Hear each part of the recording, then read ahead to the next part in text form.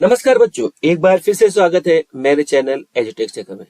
बच्चों, आज हम अंग्रेजी व्याकरण के अंतर्गत एक नए टेंस की शुरुआत करने वाले हैं, जिसका नाम है प्रेजेंट परफेक्ट कंटीन्यूअस टेंस, जिसे हिंदी में हम लोग पूर्ण अपूर्ण वर्तमान काल भी कहते हैं। बच्चों, ये जानकारी शुरू करने की पहले मैं आप लोगों से रिक्वेस्ट करूंगा, गुजारिश करूंगा कि अभी तक आपने मेरे चैनल को सब्सक्राइब नहीं किया है तो चैनल को सब्सक्राइब कर लीजिए, बेल नोटिफिकेशन को ऑन कर लीजिए। वीडियो देखने के बाद अगर जानकारी आपको अच्छी लगेगी तो वीडियो पे लाइक कीजिएगा, कमेंट कीजिएगा और ये वीडियो अपने मित्रों में शेयर भी कीजिएगा। तो बच्चों, चलते हैं और प्राप्त करते हैं आज एक नई जानकारी। बच्चों, जैसा कि मैंने कहा, आज हम अंग्रेजी व्याकरण के अंतर्गत एक नए टेंस को सीखने वाले हैं और उस टेंस का नाम है present perfect continuous tense. Tense की शुरुआत करने के पहले सबसे पहले हम समझ लेते हैं कि ये जो टेंस के वाक्य रहते हैं उनकी पहचान कैसे रहती है, कैसे हम लोग पहचानेंगे कि ये जो वाक्य है प्रेजेंट परफेक्ट कंटीन्यूअस टेंस है। इसके पहले मैंने आपको काफी सारे टेंस की जानकारी दे दी है। आप प्लेलिस्ट में जाके अंग्रेजी यानी इंग्लिश ग्रामर की प्लेलिस्ट में जाकर आप लोग सारे व्याकरण को पढ़ सकते हैं। चलिए देखते हैं इनकी पहचान क्या है। तो वाक्य के अंत में रहा है, रही है, रहे हैं, रहा हूं जैसे इत्यादि शब्द आते हैं, पर ये तो शब्द प्रेजेंट कंटीन्यूअस टेंस की भी पहचान होते हैं। पर यहाँ पे अलग चीज क्या है? तो देखिए बच्चों, यहाँ पे अलग चीज है कि ये सारे जो वाक्य है, रहा है, रही है, रहे हैं, रहा हूं इत्यादि के साथ काम के जारी रहने का समय दिया जाता है। अब ये इंपॉर्टेंट चीज है कि काम के जारी रहने का समय दिया जाने का मतलब क्या है, मैं उसका उदाहरण देने वाला हूं। लेकिन ऐसे जो वाक्य रहेंगे, इस टेंस के जो वाक्य रहेंगे, आप इनसे काम में अगर इस वाक्य में आपको लग रहा है कि काम जारी है और समय दिया गया है, तो आप समझ जाइए कि वो प्रेजेंट परफेक्ट कंटीन्यूअस टेंस है। यदि किसी भी काम के जारी रहने का समय का बोध नहीं हो रहा है तो समझ जाइए कि वह प्रेजेंट कंटीन्यूअस यानी प्रेजेंट कंटीन्यूअस टेंस माना जाएगा। ठीक है, तो अभी हम इसके उदाहरण के तौर पे देख सकते हैं। जैसे यहाँ पे उदाहरण आप देख सकते हैं, यहाँ लिखा है मदन 2 घंटे से सो रहा है।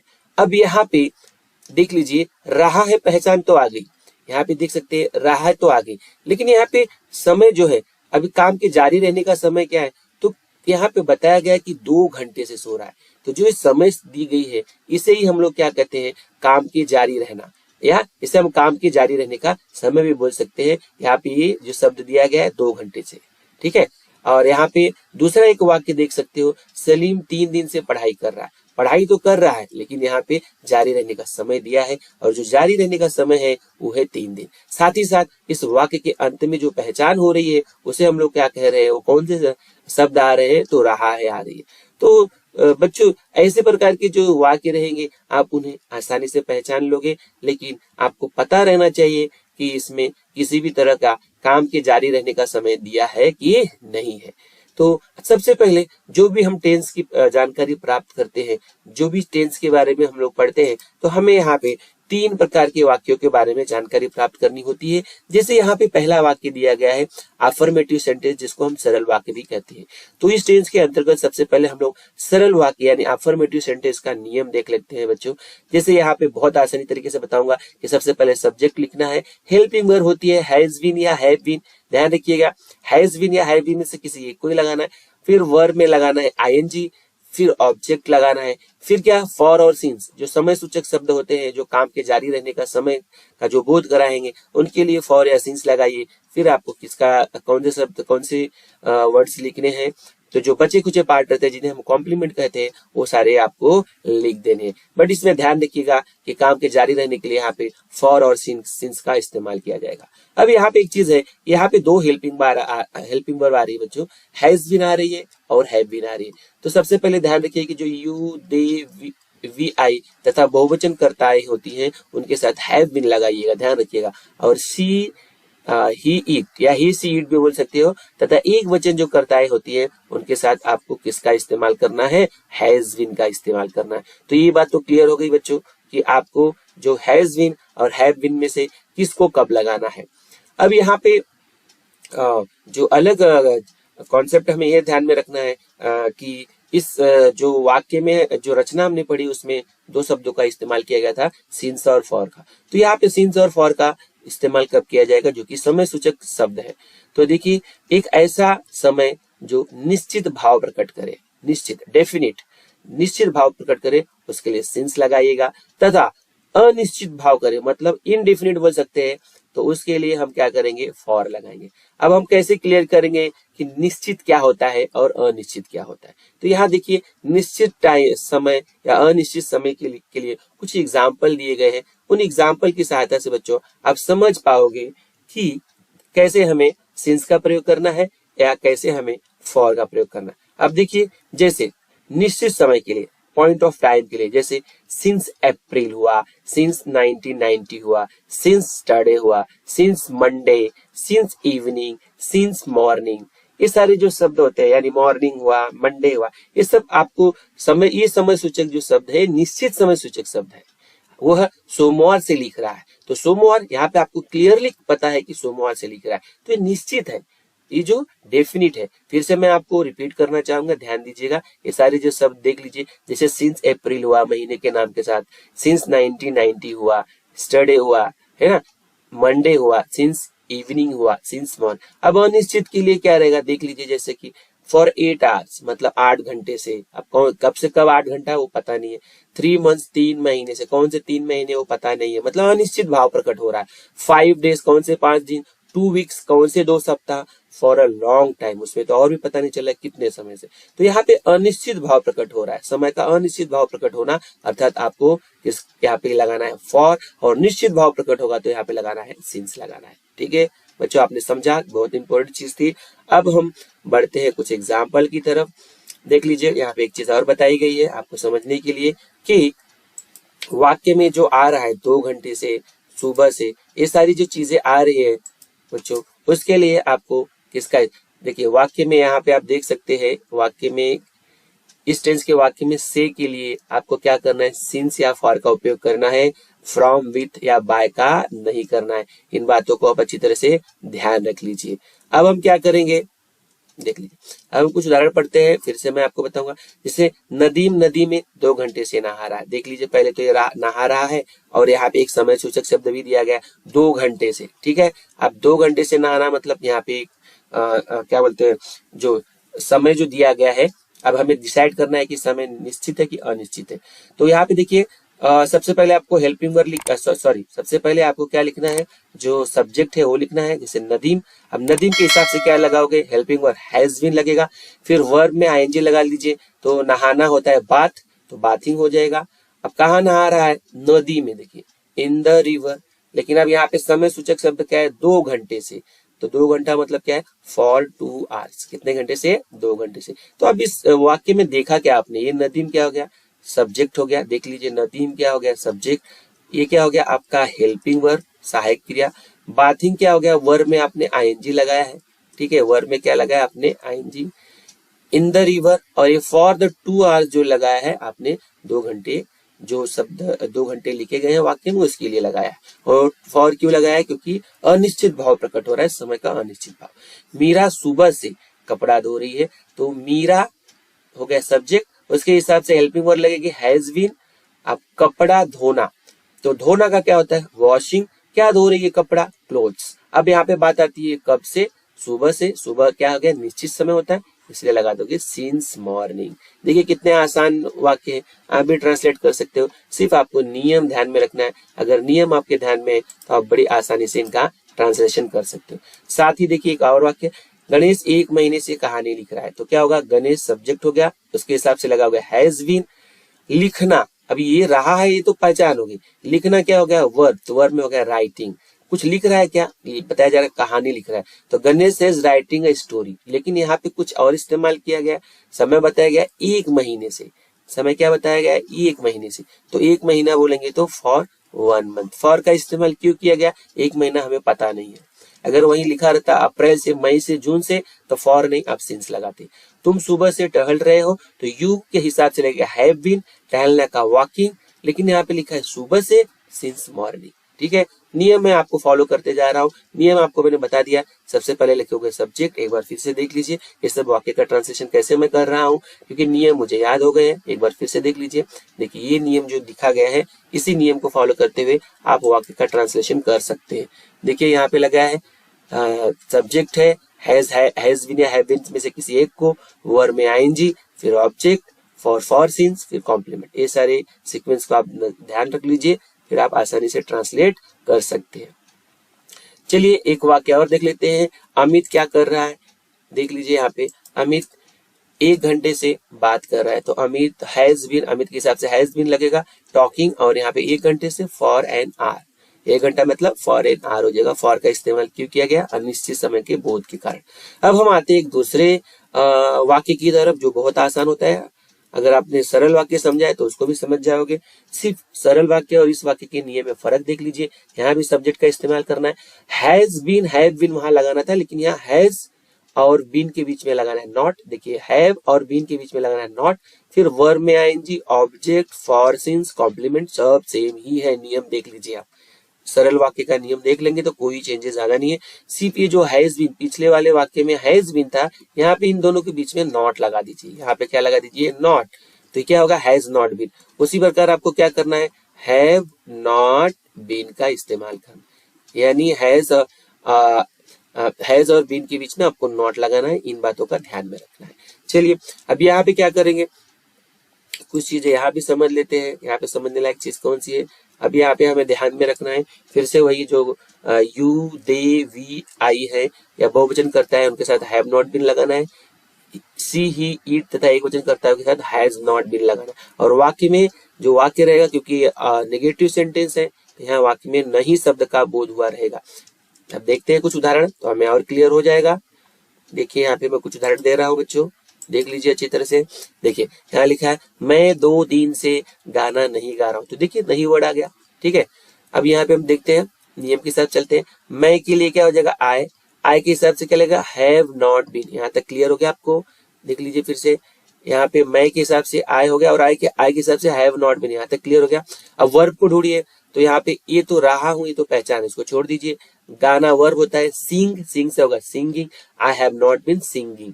अब गाना नहीं गा रहा है, तो ये जो गाना होगा, तो मैं 2 दिन से गाना नहीं गा रहा हूँ, तो यहाँ पे ध्यान रखिए I have not been singing. यहाँ पे एक और सेंटेंस ऐड कर लीजिए, अ सॉन्ग।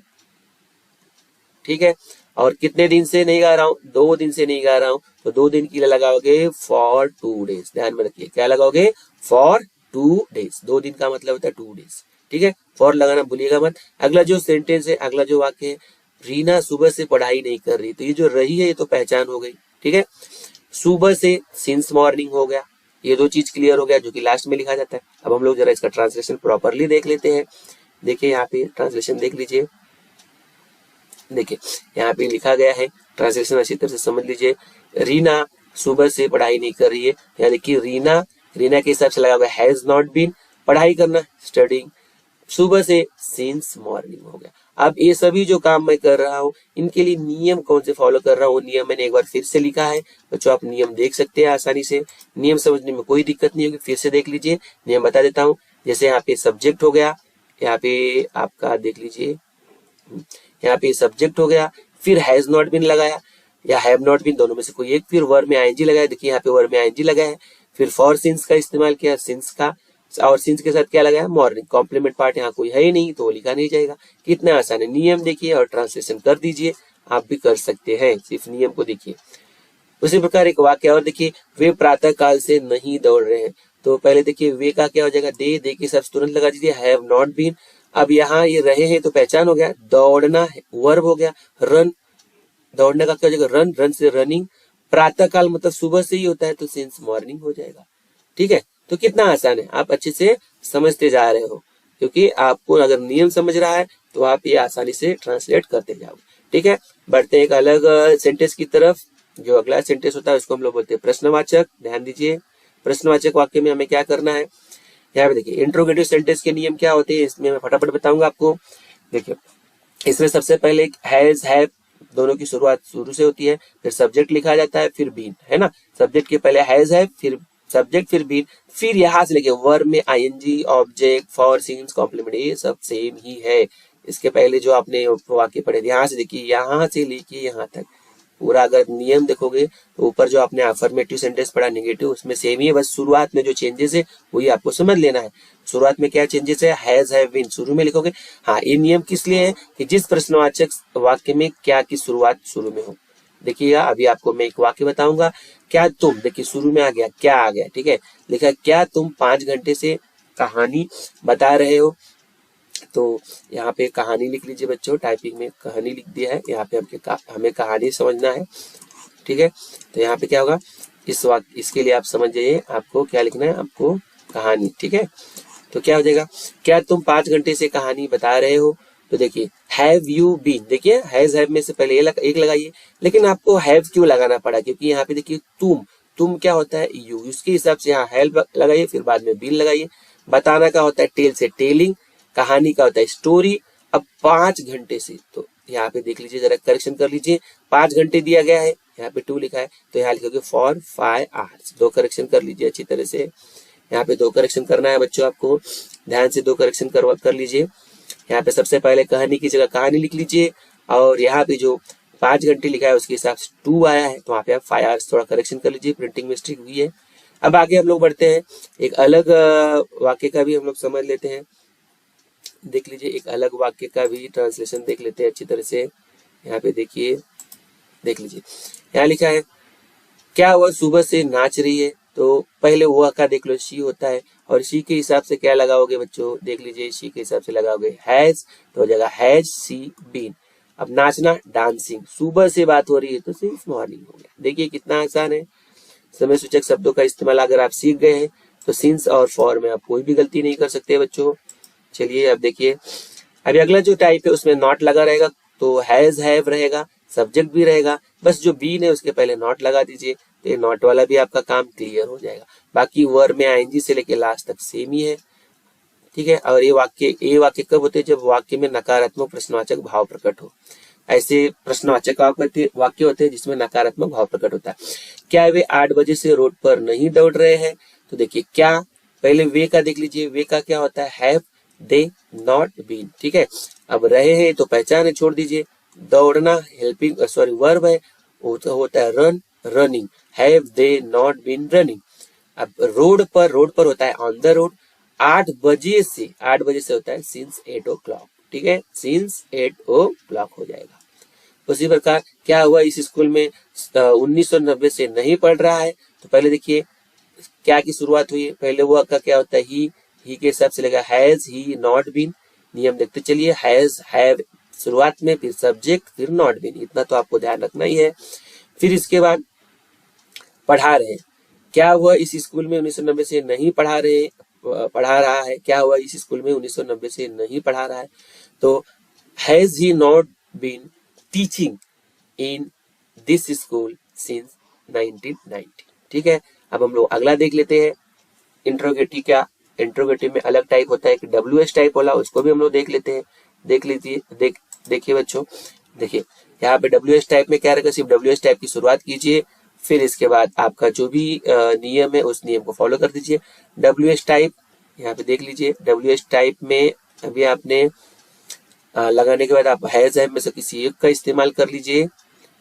किसी एक का इस्तेमाल करने के साथ साथ देख लीजिए, हाँ, हैज हैव में से किसी एक का इस्तेमाल कर लीजिए, प्लस सब्जेक्ट लगाइए, फिर बीन लगाइए, और इसके बाद आपको वर्ब में आईएनजी वाला भाग पूरा ही लिखना है, और ऑब्जेक्ट लिखना है, सिंस फॉर का इस्तेमाल करना है, कॉम्प्लीमेंट फिर से सुन लीजिए, एक बार फिर से समझ लिए। WH type, when, why, where, सब WH टाइप में आते हैं। हैज हैव में से किसी एक को लगाइए सब्जेक्ट के हिसाब से, फिर बिन लगाइए, फिर वर्ब में आईएनजी, ये वाला जो पार्ट है सेम है। अब इसके वाक्य कुछ देख लेते हैं। राम 5 दिन से क्या खा रहा है। अब देखिए जो क्या वाला शब्द है ये बीच में आया है, तो इसके लिए क्या का हो जाएगा, व्हाट हो गया। अब आप क्या करोगे, राम, सब्जेक्ट क्या दिया, राम के हिसाब से क्या लगेगा, हैज, व्हाट हैज राम, आगे देखिए बीन, ठीक है। और खाना का क्या होता है, ईटिंग, और यहाँ पे 5 दिन से लिखा है, तो फॉर 4 days, यहाँ पे 4 days की जगह बच्चों आप थोड़ा करेक्शन कर लीजिए, लिख लीजिए 5 days, क्योंकि वाक्य में क्या लिखा है, 5 दिन लिखा है, तो जितना भी दिन लिखा रहेगा वो आप चेंज कर सकते हो, उसमें कोई बड़ी बात नहीं है। 5 दिन लिखा रहेगा तो 5 डेज लिखिए, 3 दिन लिखा रहेगा तो 3 डेज लिखिए।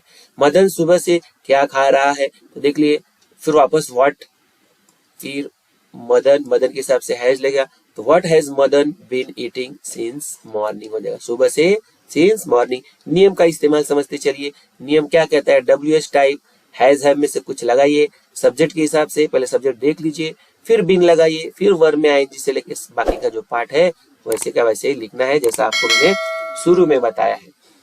अब आइए एक आखिरी नियम के बारे में बात कर लेते हैं जो प्रश्नवाचक ही वाक्य में आता है। उसमें देख लीजिए, WH टाइप से ही शुरुआत है, हैज हैव लगाए ही हो सब्जेक्ट के हिसाब से, लेकिन इसमें बिन के साथ नॉट लगा देना है। फिर वर्ब में ING ऑब्जेक्ट सिंस फॉर सब ऐसे का ऐसे जैसा आपने पहले लगाया। अब देख लीजिए यहाँ पे, तुम इतने दिन से क्यों नहीं सो रहे हो, देखिए तुम इतने दिन से, तो पहले क्यों का देख लीजिए क्या होगा, वाई। ठीक है, अब किसके बारे में बोला जा रहा है, सब्जेक्ट क्या है तो तुम, तो वाई लगा दीजिए, फिर यहाँ यू। अब यू के हिसाब से डिसाइड होगा हैव, अब हैव आ गया तो यहाँ पे आगे देखिए नॉट बीन। सोना का क्या होता है, स्लीपिंग। इतने दिन बोलोगे तो फॉर सो मैनी डेज, अब इतने दिन हमें कंफर्म नहीं कितने दिन, इसलिए हम फॉर लगाते हैं। बच्चा सुबह से क्यों नहीं चिल्ला रहा है, तो देखिए यहाँ पे क्यों के लिए क्या लगोगे, वाई, है ना। अब बच्चा के लिए क्या होगा, द चाइल्ड, अब उसके हिसाब से डिसाइड होगा हैज, फिर not been crying since morning. ठीक है, तो आप ध्यान में रखिए कि जो हम लोग हेल्पिंग वर्ब लगाते हैं, ये जो हैज हैव बीन है, एक बार आप सब्जेक्ट को देख लीजिए किसके कौन सा सब्जेक्ट, उसके बाद आप डिसाइड कीजिए कि कौन सा लगाना। आप पहले हैज हैव बीन का डिसीजन नहीं ले सकते हो, सबसे पहले सब्जेक्ट देखिए फिर डिसीजन होगा। तो बच्चों ये जानकारी आपको मैंने दिया है, जिसमें इंट्रोगेटिव सेंटेंस में हमने काफी सारे नियम पढ़े हैं, काफी सारे वैरायटीज पढ़ी है। और इसके बाद बच्चों में एक चीज और बताऊंगा कि ये नियम, ये वाक्य समझने के बाद आप लोग भी कुछ प्रैक्टिस कीजिए।